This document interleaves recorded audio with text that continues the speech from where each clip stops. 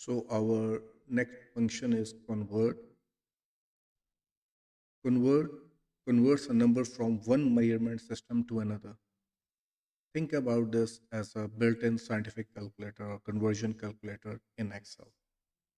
So for example, if you want to convert into grams, so this is the format, and this will convert 1 ton into grams.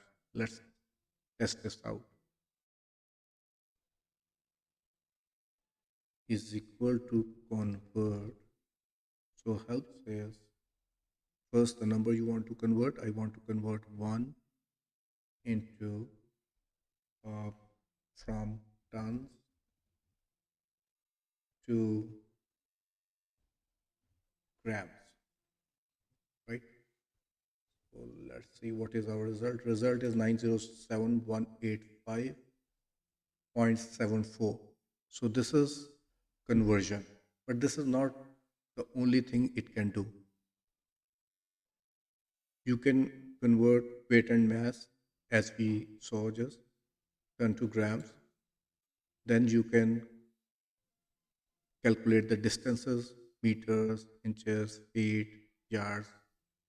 You can convert time, you can convert pressure, you can convert force, energy, power, magnetism, temperature, volume in liquid or in the areas, square feet, angles, yards,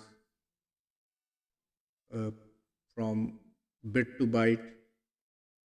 You can convert speed, and there are some, with prefixes. You can use the prefixes with iota, zeta, theta. So if you are into it, you know what I'm talking about. And again, the binary prefixes also. So this is the convert is a very powerful function. It, it's like having a complete conversion calculator available to you.